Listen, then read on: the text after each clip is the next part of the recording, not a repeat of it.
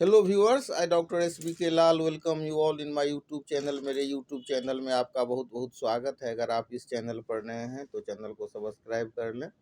आज का हमारा वीडियो है ब्रूडिंग पर, यानी कि मानसिक अवस्था जिसमें कि चिंतामग्न हो जाता है व्यक्ति और उसको डिप्रेशन की भी शिकायत हो सकती है। तो आइए सबसे पहले समझते हैं कि क्या है ब्रूडिंग। तो ब्रूडिंग का अर्थ है किसी नकारात्मक विचार, घटना या समस्या पर बार बार गहराई से और लंबे समय तक सोचते रहना। इसमें व्यक्ति समाधान खोजने की बजाय दुख, असफलता या अपमान की भावना में उलझा रहता है। यह रूमिनेशन का एक नकारात्मक रूप माना जाता है और अक्सर डिप्रेशन और एंजाइटी से जुड़ा रहता है।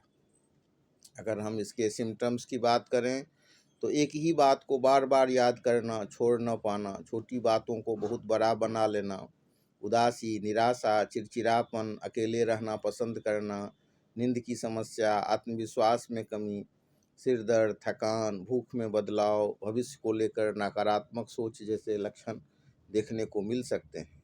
और ट्रीटमेंट की बात करें तो मनोवैज्ञानिक उपाय किया जाता है इसका। और इसके प्रबंधन की बात करें तो इसमें जो नकारात्मक सोच को लिखकर चुनौती देने जैसी बात होती है, थॉट जर्नल बनाने की बात होती है।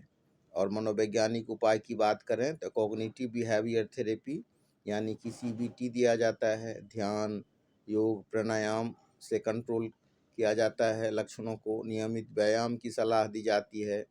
दिनचर्या में व्यस्तता और सामाजिक संपर्क भी इसमें काफ़ी फायदा पहुंचाता है। और मेडिकल उपचार की बात करें तो यदि ब्रूडिंग के साथ डिप्रेशन, एंजाइटी हो तो मनोचिकित्सक की सलाह से दवाइयाँ दी जाती है।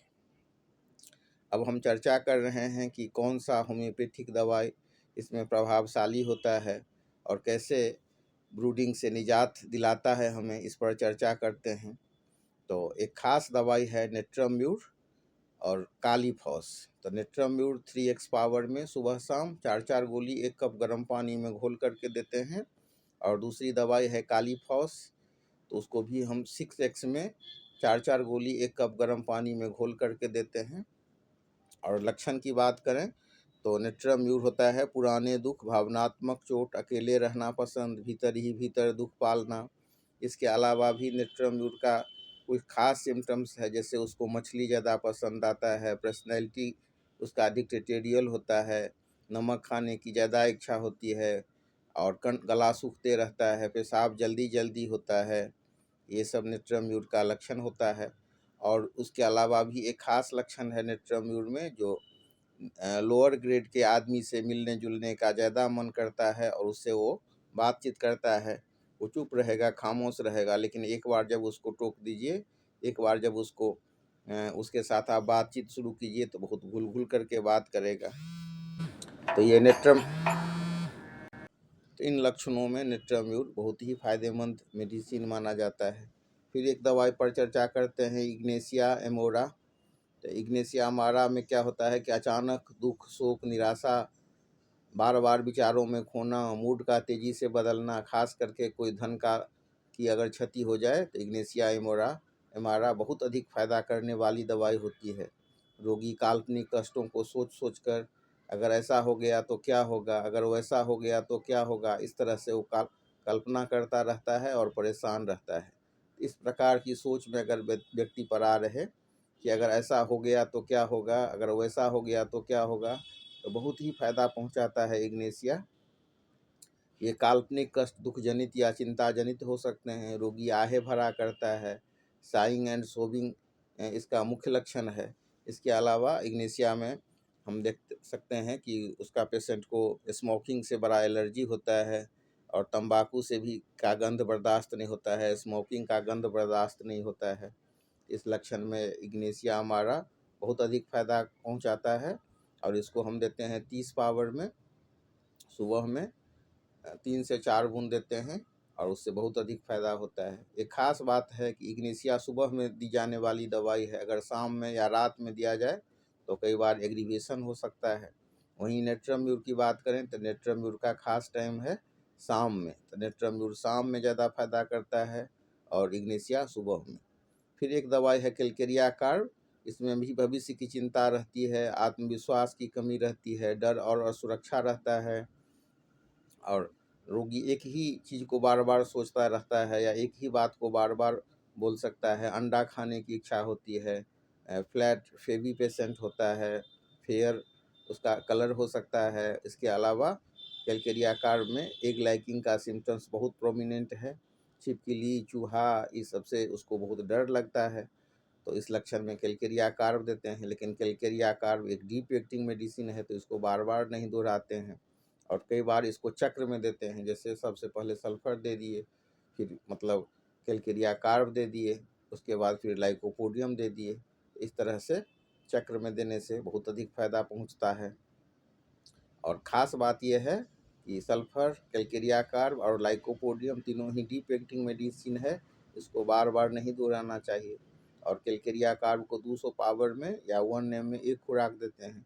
फिर एक दवाई है लाइकोपोडियम, इसमें भी असफलता का भय होता है, अंदर से कमजोरी रहती है, बाहर से आत्मविश्वासी वो दिखाता है, बार बार बीते अनुभवों पर सोचना, पेट में गैस बहुत बनता है, और 2 कर भोजन कर लिए उसके बाद पेट भर जाता है, भूख लगती है ज़ोर से लेकिन ज़्यादा भोजन नहीं कर पाता है। साथ ही स्टेज परफॉर्म करने में उसको डर लगते रहता है, लेकिन जब स्टेज पर जाता है तो सफलतापूर्वक वो स्टेज परफॉर्म कर लेता है। ये डॉक्टर और एडवोकेट, टीचर, वक्ता, इस सब का खास दवाई है लाइकोपोडियम। तो इसके बाद हम चर्चा करेंगे एक खास दवाई का जो है ऑरोम मेटेलिकम। इसमें सुसाइडल टेंडेंसी रहती है, गहरा अवसाद होता है, आत्मग्लानि होती है, जीवन से रोगी निराश हो जाता है। अत्यधिक गंभीर ब्लीडिंग के मामले में ऑरोम मेटेलिकम हम शुरू में 30 पावर में देते हैं, फिर आगे उसको 200 या 1 एम में भी ज़रूरत पड़ने पर 1 से 2 खुराक देते हैं। ऑरोम मेटेलिकम भी डीप एक्टिंग दवाई है, तो ऐसा होम्योपैथी में कहा जाता है कि उसको बार बार नहीं दोहराएं, एक खुराक दे करके आप प्रतीक्षा करें, और दवाई को किसी खास जो अनुभवी चिकित्सक हों उनके निर्देशन में ही लेना चाहिए, सेल्फ मेडिकेशन से बचना चाहिए। और सावधानी की बात है तो इसमें लंबे समय तक ब्रूडिंग रहने पर इसे हल्के में न लें। आत्महानि के विचार हों तो तुरंत विशेषज्ञ से संपर्क करें। होम्योपैथिक दवा भी विशेषज्ञ की सलाह से ही लें। तो ब्रूडिंग एक मानसिक आदत है जो समय के साथ मानसिक रोग का रूप ले सकती है, और समय पर काउंसलिंग, जीवन शैली सुधार और सही होम्योपैथिक दवा से इसमें अच्छा सुधार संभव है। अब इसके अलावा भी कुछ खास दवाइयाँ हैं जिस पर हम चर्चा करेंगे। एक दवाई है फास्फोरिक एसिड। तो लंबे समय तक मानसिक थकान के बाद ब्रूडिंग, पढ़ाई, परीक्षा, शोक, अत्यधिक सोच के बाद दिमाग शून्य सा हो जाना, विचार आते हैं पर व्यक्ति भावनात्मक रूप से उदासीन लगता है, याददाश्त कमज़ोर, एकाग्रता की कमी, सोचते सोचते थक गया हूँ जैसी स्थिति होती है। तो अत्यधिक कमजोरी होती है, बाल झड़ना, दस्त या पेशाब अधिक हो सकता है, सिर भारी, और नींद का भी प्रॉब्लम हो सकता है एसिड हॉस के मामले में। और जब मतलब डिप्रेशन के साथ साथ दस्त आना शुरू हो जाए, बाल झड़ना शुरू हो जाए, तो उसमें एसिड फॉस रिमार्केबल दवाई है, और इसको 30 पावर में सुबह शाम 3 से 4 बूंद दे सकते हैं। तो जब ब्रूडिंग भावनात्मक तीव्रता से ज़्यादा मानसिक एक्जॉशन के कारण हो तो देते हैं एसिड फॉस 30 पावर में। उसके बाद है नक्स भूमिका। तो नक्स भूमिका का पेशेंट अत्यधिक चिंताग्रस्त होता है, चिड़चिड़ापन का शिकार होता है, उसको विरोध बर्दाश्त नहीं होता है, काम, पैसा, जिम्मेदारी को लेकर लगातार सोचना, छोटी छोटी बातों पर गुस्सा होना, परफेक्शनिस्ट का स्वभाव, रात में दिमाग ज़्यादा चलता है, कब्ज रहती है, एसिडिटी, गैस, नींद कम होना, सुबह जल्दी जगना, उत्तेजक चीज़ें जैसे चाय, कॉफ़ी और मसाला ज़्यादा पसंद होता है। जब ब्रूडिंग, तनाव, ओवरवर्क, कॉम्पिटिटिव लाइफस्टाइल से जुड़ी हो तो दवाई देते हैं नक्स भूमिका। और ख़ास बात है कि नक्स भूमिका के पेशेंट को विरोध बर्दाश्त नहीं होता है, और रात में नींद देर से आती है, और सुबह वो देर तक सोना चाहता है, साथ ही दिन में नींद आती रहती है। इस लक्षण में नक्स भूमिका दे सकते हैं। और एग्जैक्ट टाइम है नक्स भूमिका देने का कि रात में सोते समय बेड टाइम 200 पावर में एक खुराक दें, और बहुत अधिक फायदा इससे हो सकता है।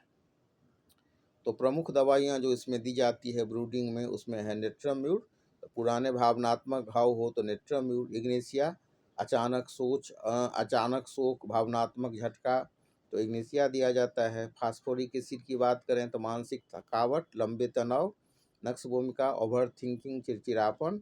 और कैलकेरिया कार भविष्य की चिंता, लाइकोपोडियम असफलता का भय, और मेटेलिकम गहरा अवसादग्रस्त व्यक्ति को दिया जाता है।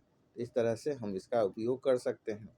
तो इसमें और भी दवाइयाँ हैं, जैसे मतलब सिपिया है तो सिपिया में होता है अंदर से उदासीनता, अपने ही लोगों से दूरी। जैसे कोई महिला अपने बच्चा और पति से भी उसको विरक्ति अनुभव होने लगे और उससे ही दूरी बनाना शुरू कर दे, और महिला का स्वभाव चेहरा अगर मर्दाना हो तो सिपिया रिमार्केबल मेडिसिन है।